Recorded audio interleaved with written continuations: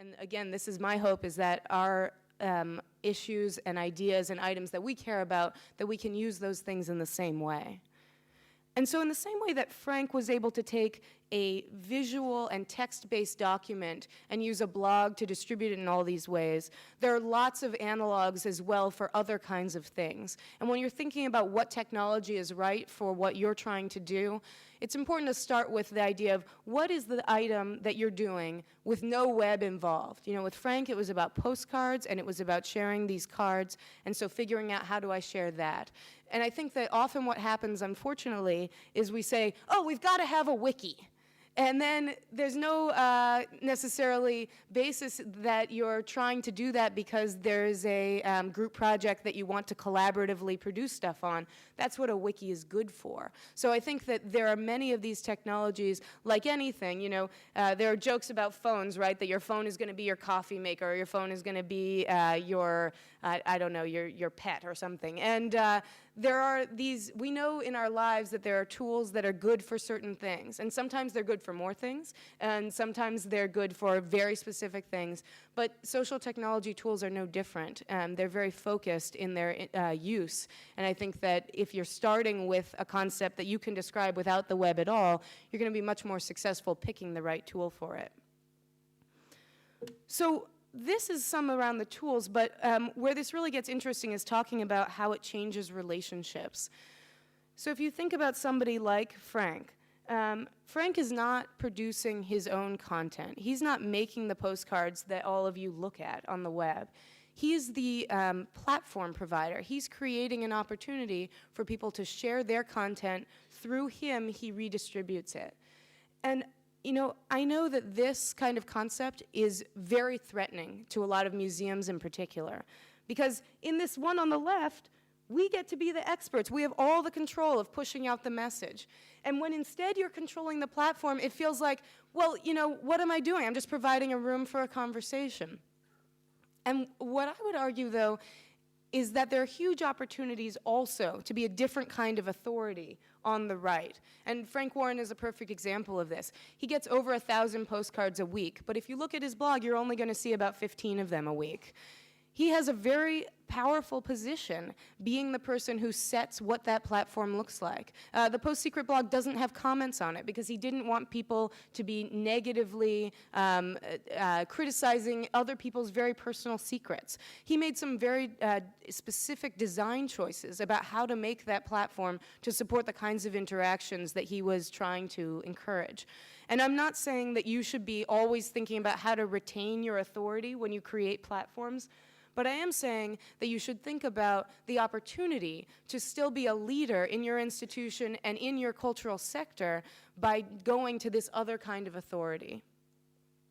Now, the hard part is to figure out, okay, let's say I buy this. Let's say I want to try and think about how to make a participatory platform. You know, what do these things look like?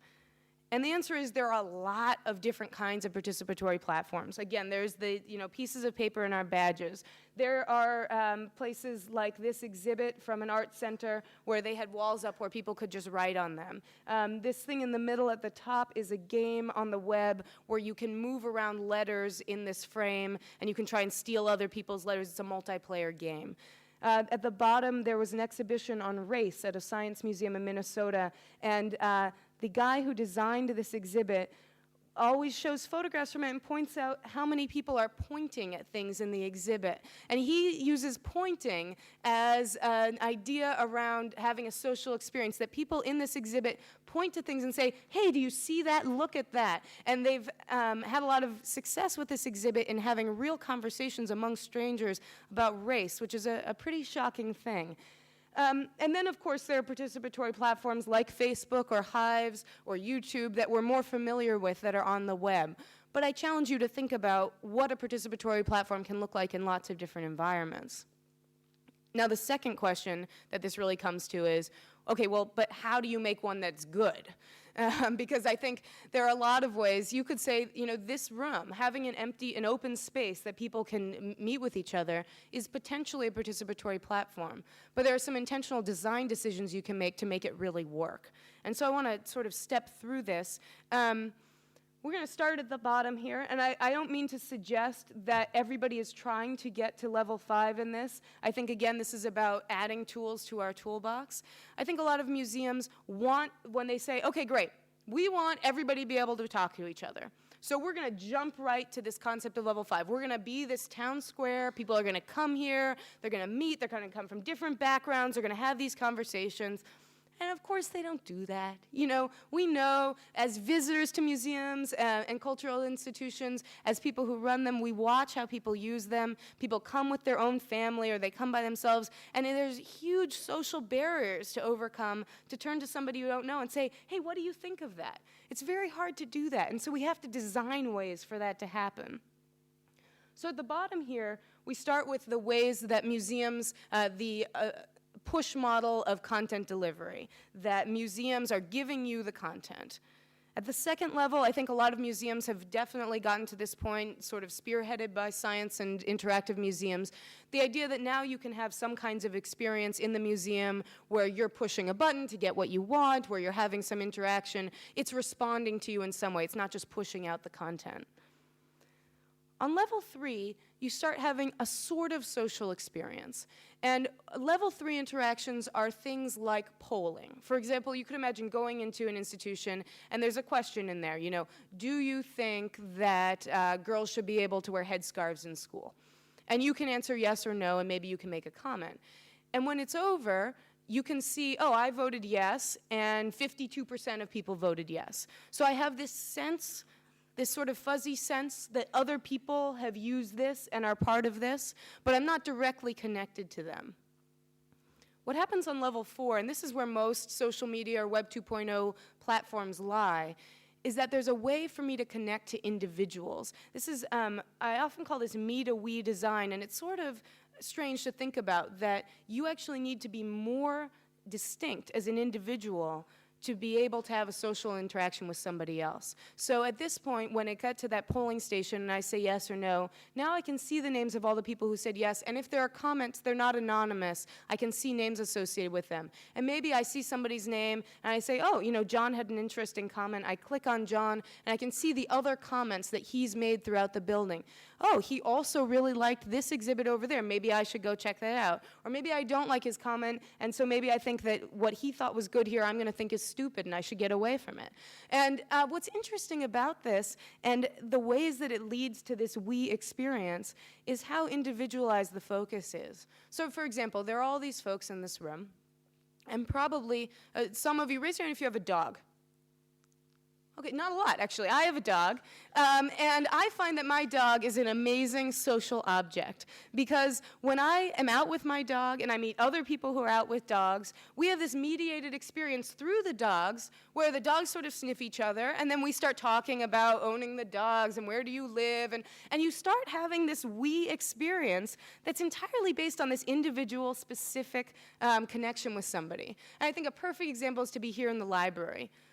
Nobody wants in the library, maybe a very small percentage of people. Let me put this more personally. I am not interested in the books that everybody else who's in the library at the same time of me wants to read.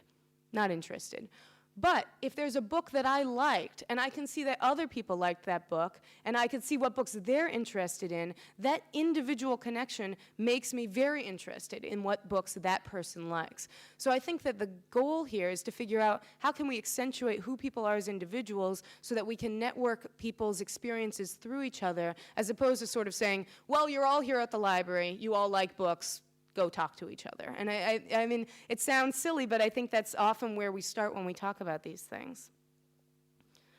So I want to spend the rest of the time talking about how can museums, cultural institutions, artists, I think actually artists are usually pretty ahead of the game because you know, there's more of a freedom, I guess, in terms of organizational culture. But how can you guys do this well? And how do museums all over the world struggle to try and do this? Well, fundamentally, there are two ways you can do it. You can be the authority, you can create a platform and manage it and be managing a community, and I think that both Mike and Shelley are going to talk a lot about what it looks like to be sort of designing a platform. Or you can also be a participant. There are so many platforms out there, and Shelley will also be talking about this, like Flickr, like YouTube, like Hives, that in a lot of cases it doesn't make sense for you to create your own social network or your own photo sharing site for photos taken at your museum. Because there's a cultural landscape out there of places that people are really using. And if you engage there, you can be part of the conversations that people already are having that currently you're not part of.